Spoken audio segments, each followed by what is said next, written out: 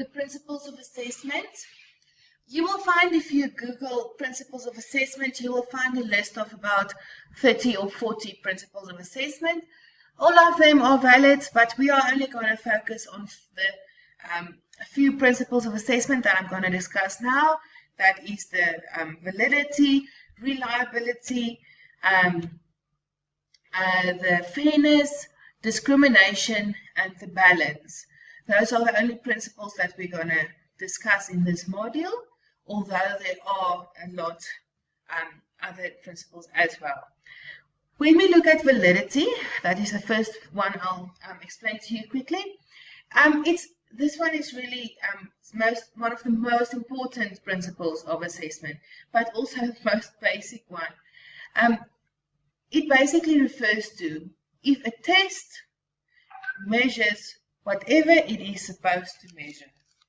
Okay, it means if you teach them maths, then you cannot assess an art project. That's wrong. If you teach them to speak English, then the test cannot be in French.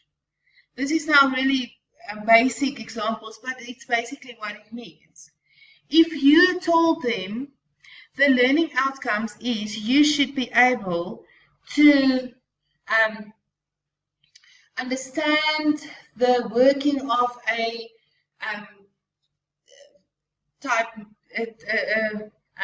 some kind of machine. And now in the assessment, you are testing, you are telling them you must be able to build a machine. Then it's not right, because you just told them the outcome is they must know the working of that machine. They should not know how to build the machine. So action words are actually very important in this specific principle of assessment. You must make sure that exactly what you tell them to study or what you are teaching them is that the same thing that is being assessed. All right, if you tell them in an English class, students should be able to identify certain verbs from a passage. And in the test, you ask them to construct sentences with verbs in the passage. It's not correct for that outcome. The outcome was they must identify the verbs. And now you're asking them to construct sentences. If the outcome was learners should be able to identify verbs in a passage and use those verbs to construct sentences, then if you ask them to construct sentences, then the assessment is valid. All right. Please go and watch the video on constructive alignment. This principle of validity is also explained well in the concept of constructive alignment. Okay, the next one is reliability. Reliability refers to if a test is taken at different places or at different times, if you will get the same results. Or I think a more accurate or easier example is if there is a English language teacher at school and now the learners are supposed to give speeches in the class, and you are evaluating the learners by means of a rubric or whatever the case might be, and they are giving the speeches in class and you are evaluating them. Tomorrow the teacher is sick. Now there is a replacement teacher in the class, but the assessment needs to carry on. If that replacement teacher takes that same marking rubric and mark the learners that still need to do their speeches, will they get the same results? So is the marking rubric constructed in that way, in such a way that no matter who the assessor is, they will get the same results?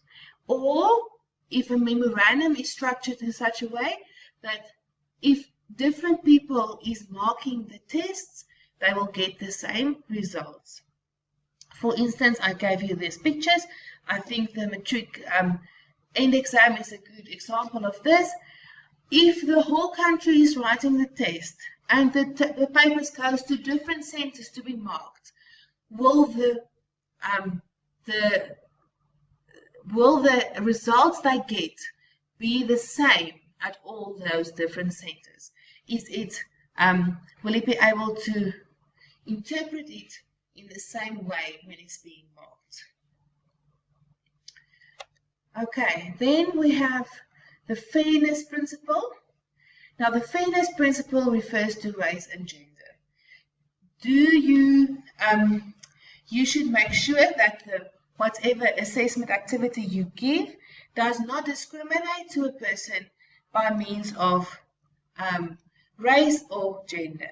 You cannot give a life skill or life orientation, or what do you call it?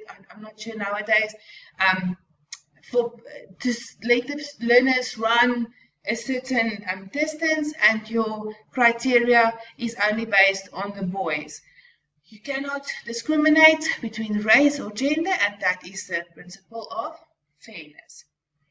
The principle of discrimination is basically the same as the fairness one.